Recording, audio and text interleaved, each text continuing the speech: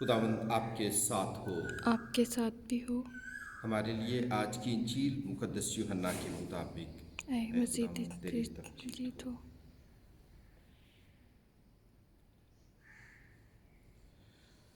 اگر تم مجھے پیار کرتے ہو تو میرے حکم مانو، اور میں باپ سے درخواست کروں گا اور وہ تمہیں دوسرا وکیل بخشے گا کہ ابد تک تمہارے ساتھ رہے، یعنی روح الحق، جسے دنیا پا نہیں سکتی کیونکہ نہ اسے دیکھتی ہے اور نہ اسے جانتی ہے، لیکن تم اسے جانتے ہو کیونکہ وہ تمہارے ساتھ رہتا ہے اور تم میں ہوگا۔ میں تمہیں یتیم نہ چھوڑوں گا، میں تمہارے پاس آؤں گا۔ ابھی تھوڑی دیر باقی ہے کہ دنیا پھر مجھے نہ دیکھے گی، لیکن تم مجھے دیکھتے رہو گے، چونکہ میں زندہ ہوں تم بھی زندہ رہو گے۔ اس روز تم جانو گے کہ میں اپنے باپ میں ہوں اور تم مجھ میں ہو اور میں تم میں ہوں۔ جس کے پاس میرے حکم ہیں اور وہ انہیں مانتا ہے وہی مجھے پیار کرتا ہے، اور جو مجھے پیار کرتا ہے وہ میرے باپ کا پیارا ہوگا، اور میں اسے پیار کروں گا اور اپنے آپ کو اس پر ظاہر کروں گا۔ انجیل مقدس کے وسیلے سے ہم سب کی خطائیں مٹائی جائیں۔ اے اے مسیح تیری ستائش ہو۔ پاشکا کا چھٹا اتوار۔ پاشکا سے لے کر عید پینتی کوس تک کی تلاوتیں یسوع کے جی اٹھنے، یسوع مسیح کے وعدوں اور خاص طور پر روح القدس کے وعدوں پر ہماری توجہ دلاتی ہیں۔ آج کی انجیل مقدس میں یسوع اپنے شاگردوں سے مخاطب ہے۔ یسوع یہ باتیں کب کر رہا ہے؟ یسوع اپنی گرفتاری، اپنے صلیب پر لٹکائے جانے، مرنے اور جی اٹھنے سے پہلے یہ باتیں کر رہا ہے۔ وہ کیا باتیں کر رہا ہے؟ وہ کہتا ہے، اگر تم مجھے پیار کرتے ہو تو میرے حکم مانو۔ مجھے پیار کرتے ہو، میرے حکم مانو۔ کون سے حکم؟ یسوع یوحنا کی انجیل اس کے 13ویں باب میں ایک حکم دیتا ہے۔ اس سے پہلے جب عالم فقہ نے اس سے پوچھا تھا کہ شریعت میں سب سے بڑا حکم کون سا ہے، تو یسوع نے کہا، تو خداوند اپنے خدا کو اپنے سارے دل، اپنی ساری جان، اپنی ساری طاقت اور عقل سے پیار کر۔ اور اب دوسرا حکم یہ ہے کہ تو اپنے ہمسائے کو اپنی مانند پیار کر۔ لیکن یسوع ایک نیا حکم دیتا ہے۔ میں تمہیں ایک نیا حکم دیتا ہوں کہ ایک دوسرے کو پیار کرو، جیسا میں نے تمہیں پیار کیا ہے تم بھی ایسا ہی ایک دوسرے کو پیار کرو۔ اگر تم ایک دوسرے کو پیار کرو گے تو اس سے سب جانیں گے کہ تم میرے شاگرد ہو۔ لیکن آج کی انجیل مقدس میں یسوع کہتا ہے، اگر تم مجھے پیار کرتے ہو۔ وہ باپ کے پیار کی بات نہیں کر رہا، وہ پڑوسی کے پیار کی بات نہیں کر رہا، وہ ایک دوسرے کے پیار کی بات نہیں کر رہا۔ آج یسوع کہتا ہے، اگر تم مجھے پیار کرتے ہو۔ یسوع ہمارے پیار کا پیاسا ہے، یسوع ہماری محبت کا پیاسا ہے، تاکہ ہماری محبت کامل ہو جائے۔ پھر یسوع اپنے شاگردوں سے وعدہ کرتا ہے، میں باپ سے درخواست کروں گا، وہ تمہیں دوسرا وکیل بخشے گا کہ ابد تک تمہارے ساتھ رہے۔ یسوع دوسرے وکیل کی بات کرتا ہے جو ابد تک تمہارے ساتھ رہے۔ لیکن پہلا وکیل کون سا ہے؟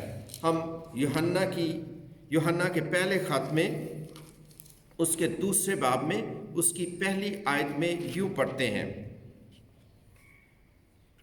اے میرے بچوں، मैं ये बातें तुम्हें इसलिए लिखता हूँ ताकि तुम गुनाह ना करो, और अगर किसी से गुनाह सरजद हो तो बाप के पास हमारा एक वकील है, यानी यस्सु मसीह उल सदीक है, और वो हमारे ही गुनाहों का कफ़ारा है, फक्त हमारे का ही नहीं बल्कि तमाम दुनिया के गुनाहों का भी।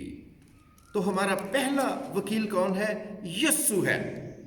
वो क्या करता है? हमारी सिफारिश करता है, वो हमारे गुनाह माफ़ करता है, वो हमारे लिए अपनी जान की कुर्बानी भी देता है। और ये दूसरा वकील, पहले वकील ने, यस्सु ने खुद वादा किया था कि मैं दुनिया के आखिर तक तुम्हारे साथ हूँ, और वो इस वकील के भी मुतल्लिक कहता है कि ये अबद तक तुम्हारे साथ रहेगा। आम हालात में हम वकील से क्या मुराद लेते हैं? वकील का मतलब है वो जो मदद करता है, वो जो दफा करता है, वो जो तसल्ली देता है। यस्सु खुद हमारी मदद करता है, यस्सु खुद हमारा दफा करता है, वो हमें तसल्ली देता है, बल्कि वो हमें ताकत देता है, हमारी कमजोरियों में हमें ताकत देता है, वो हमें हौसला देता है ताकि हम डरे ना, खौफ ना करें। आज यस्सु रूहुल हक की बात करता है जिसे दुनिया नहीं जानती। यहूदियों में रूह का क्या तस्वर था? अब्रानी में रूह, लातीनी में स्पिरिटुस, यूनानी में नूमा, और इन सब का मतलब जो है वो सांस लेने के मुतरादिफ है।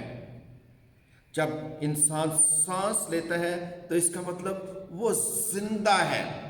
यस्सु कहता है मैं भी जिंदा हूं और तुम भी जिंदा रहोगे। वो रूहुल हक जब हमें देता है, जब उसका वादा हमारे साथ उसने किया है, तो वो कहता है मैं भी जिंदा हूं और तुम भी जिंदा रहोगे। यानी वो इसके बाद ये कहता है कि दुनिया इसे नहीं जानती लेकिन तुम इसे जानते हो। किस तरह जानते हैं? उसके शागिर्द किस तरह रूहुल हक के मुतल्लिक जानते हैं, रूह के मुतल्लिक जानते हैं?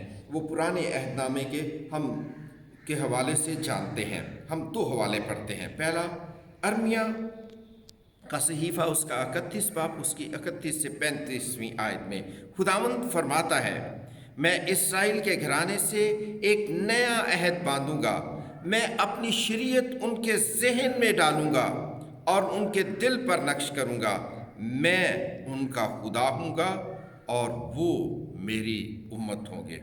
फिर हिजकिय्याह उसके 11वें बाब में हम पढ़ते हैं, खुदावंद फरमाता है, मैं उन्हें एक नया दिल दूंगा, मैं उनके बातन में नई रूह फूंकूंगा, मैं उनके बदन से पत्थर का दिल निकाल दूंगा और उन्हें गोश्त का दिल दूंगा, ताकि वो मेरे कवानीन पर चलें और मेरी कज़ाओं को माने।